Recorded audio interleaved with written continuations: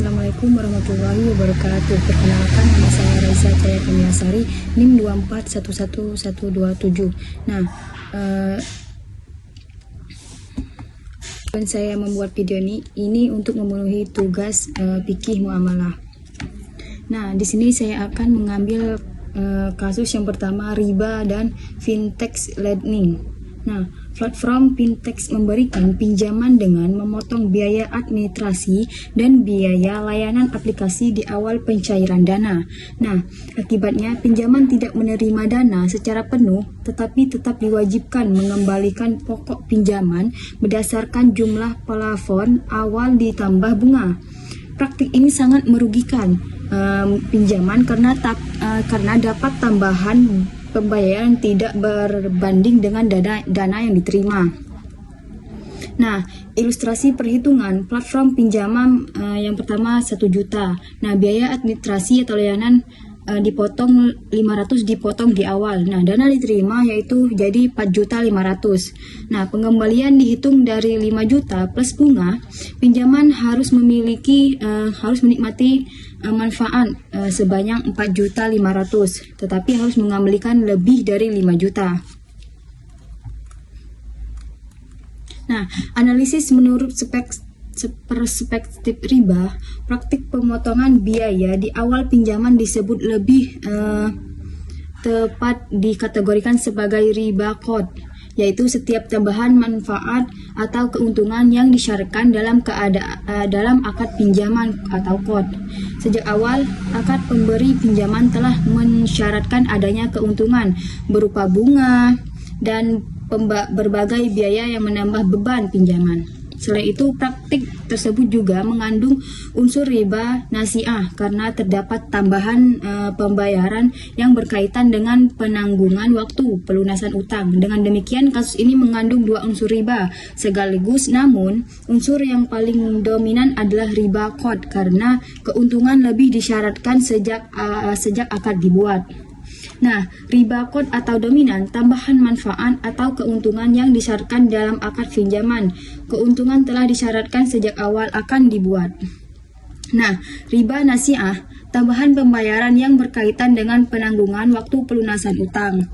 Nah, perbedaan ujrah yang syah dan riba terselubung. Nah, dalam fikih muamalah, ujrah atau biaya jasa diperbolehkan apabila memenuhi kriteria tertentu. Sebaliknya, biaya tersebut menjadi riba terselubung apabila dijadikan sumber keuntungan pemberi pinjaman dan dipotong langsung dari dana pinjaman. Nah, ujrah yang sah benar-benar merupakan biaya operasional yang nyata seperti biaya verifikasi identitas, pengecekan dokumen, atau penggunaan sistem elektronik. Nah, berdasarkan wajah dan transparan, tidak dihitung berdasarkan besarnya pinjaman untuk memperoleh keuntungan. Nah, riba terselubung tidak dijadikan sumber keuntungan pemberi pinjaman, dipotong langsung dari dana pinjaman sehingga dana yang diterima lebih kecil. Bunga tetap dihitung dari jumlah pinjaman sebelum dipotong biaya. Nah, dipotong biaya besarnya biaya tidak mencerminkan biaya operasional yang sebenarnya. Nah, dengan demikian, biaya administrasi dan biaya layanan pada kasus di atas tidak dapat dianggap sebagai ujrah yang sah, melainkan merupakan cara menyamarkan tambahan keuntungan dari akad pinjaman. Landasan syariah, Allah telah menghalalkan jual beli dan mengharamkan riba. Quran Surah Al-Baqarah. Wahai orang-orang yang beriman, bertakwalah kepada Allah dan tinggalkanlah sisa riba apabila kamu benar-benar beriman. Hadis Quran Surah Al-Baqarah. Nah, kaidah fikih, setiap pinjaman yang memberikan manfaat atau keuntungan bagi pemberi pinjaman adalah riba. Kaidah ini menjadi dasar bahwa akad pinjaman tidak boleh menghasilkan keuntungan bagi pihak yang meminjamkan uang kecuali biaya real atau jasa yang memang diberikan.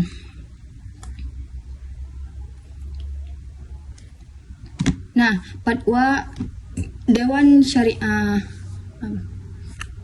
Kasus yang kedua, yang ketiga yang saya ambil, sewa menyewa ijarah atau hutang piutang atau qad. Nah, deskripsi kasus identifikasi permasalahan.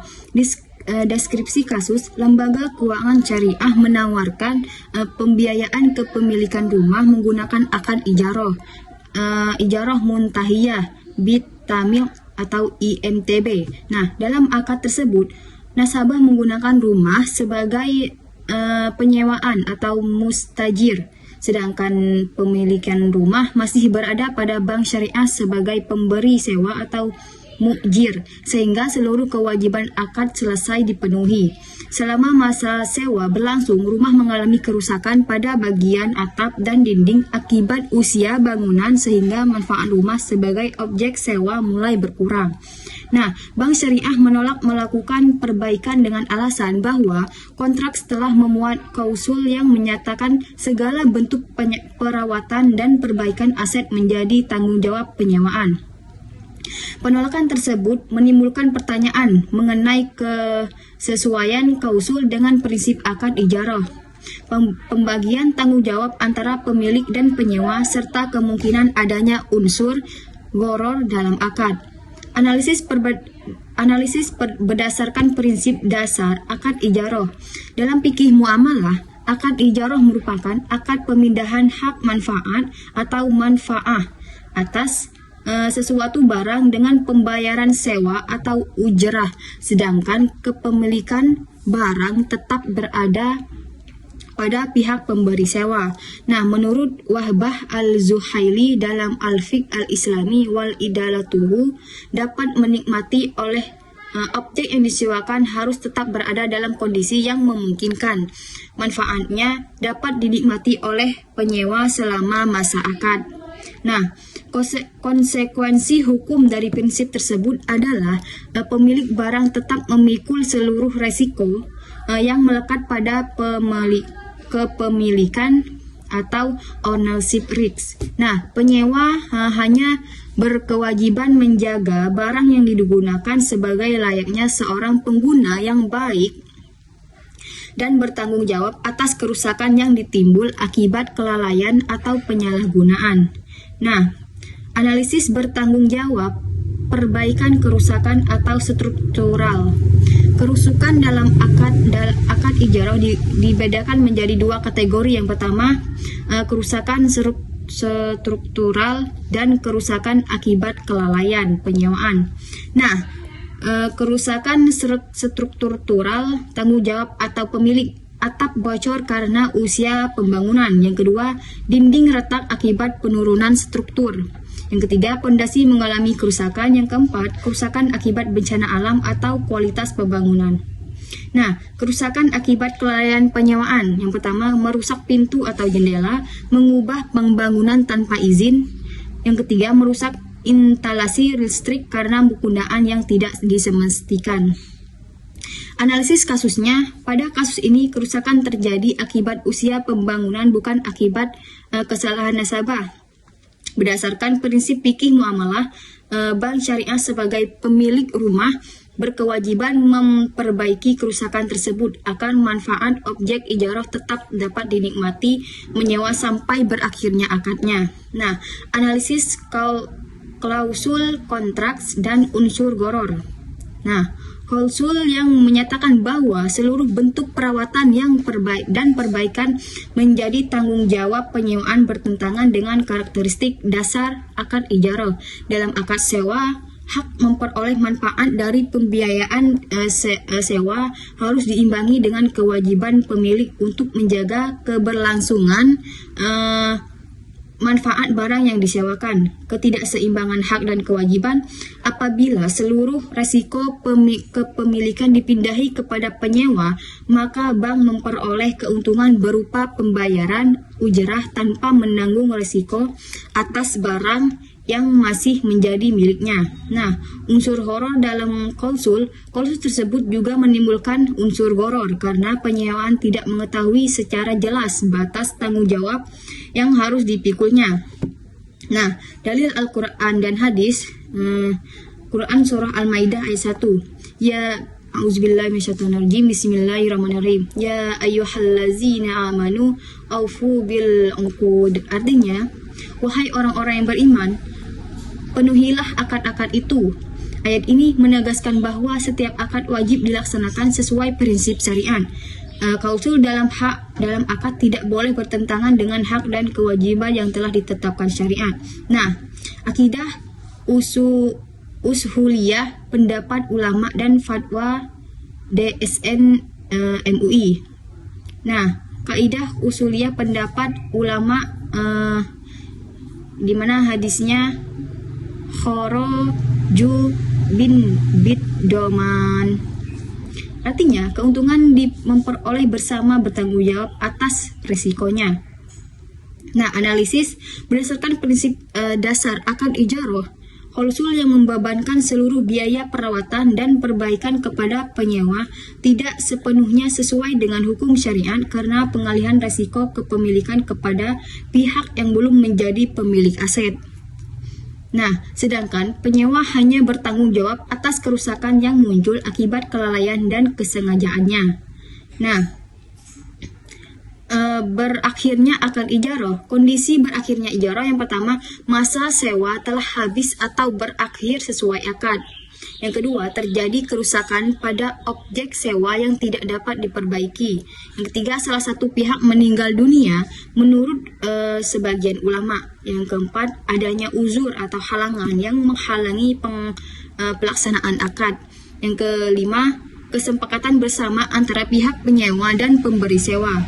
Pengembalian objek atau penyelesaian kewajiban. Penyewaan wajib mengembalikan objek sewa dengan kondisi semula. Seluruh kewajiban pembayaran harus diselesaikan. Hak dan kewajiban kedua pihak dinyatakan selesai atau objek sewa kembali sepenuhnya kepada pemilik. Nah, deskripsi kasus dan identifikasi permasalahan. Nah, seseorang pelaku atau UMKM memperoleh pembiayaan melalui akad Qardhul Hasan dari sebuah lembaga sosial sebagai modal usaha. Akad ini merupakan bentuk pinjaman kebaikan atau qard yang bertujuan membantu masyarakat tanpa adanya tujuan memperoleh keuangan finansial. Nah, yang telah disepakati sebagai solusi, lembaga menawarkan restrukturisasi pembiayaan berupa perpanjangan jangka atau waktu. Nah, analisis berdasarkan prinsip akad Qardhul Hasan. Nah, Qardhul Hasan merupakan akad pinjaman tanpa imbalan yang bertujuan memberikan bantuan kepada pihak yang membutuhkan. Dalam akad ini, pemberi pinjaman hanya berhak menerima kembali pokok utang tanpa tambahan yang disyaratkan. Tujuan utama akad ini adalah mewujudkan nilai ta'awun atau tolong-menolong, bukan mencari keuntungan komersial. Nah, analisis biaya restrukturisasi berdasarkan persentase utang. Nah, dalam fikih muamalah, biaya administrasi diperbolehkan apabila benar-benar mencerminkan biaya real yang dikeluarkan lembaga seperti biaya pencetakan dokumen, verifikasi data, atau administrasi lainnya. Sebaliknya, apabila biaya dihitung berdasarkan persentase dari jumlah utang, maka hubungan antara biaya dengan pelayanan malah biaya administrasi diperbolehkan apabila benar-benar mencerminkan biaya real yang dikeluarkan lembaga seperti biaya pencetakan dokumen, verifikasi data, atau administrasi lainnya.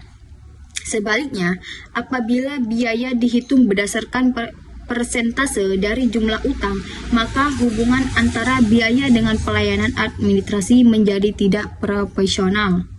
Pada kasus ini, semakin besar sisa utang, semakin besar pula biaya restrukturisasi yang harus dibayar nasabah. Kondisi tersebut menunjukkan bahwa biaya tidak lagi didasarkan pada pelayanan administrasi, melainkan menjadi tambahan pembayaran yang muncul akibat adanya utang. Nah, tambahan seperti ini memiliki karakteristik yang sama dengan keuntungan atas pinjaman sehingga bertentangan dengan prinsip dasar akad Qardhul Hasan. Dengan demikian, biaya restrukturisasi berdasarkan persentase sisa pokok utang tidak dapat diikat tidak dapat dikategorikan sebagai biaya administrasi yang sah menurut syariah. Nah, apakah termasuk bentuk modern riba? Dalam praktik masyarakat Arab sebagai Islam dikenal ungkapan imma antaqdiya wa imma anturbi. Artinya, lunasi utangmu sekarang atau utangmu akan ditambah. Praktik tersebut dikenal sebagai riba jahiliyah, yaitu penambahan jumlah utang karena penundaan pembayaran. Meskipun dalam kasus ini istilah yang digunakan adalah biaya restrukturisasi, meskipun dalam substansi akad tersebut sama apabila biaya tersebut dihitung berdasarkan sisa utang dan muncul akibat perpanjang waktu pembayaran. Nah, dalil Al-Quran surah Al-Baqarah ayat 275, wa ahallallahu bai'a wa harramar riba. Artinya, Allah telah menghalalkan jual beli dan mengharamkan riba. Ayat ini menegaskan bahwa setiap tambahan yang timbul dari transaksi utang dan menguntungkan pemberi pinjaman termasuk praktik yang dilarang.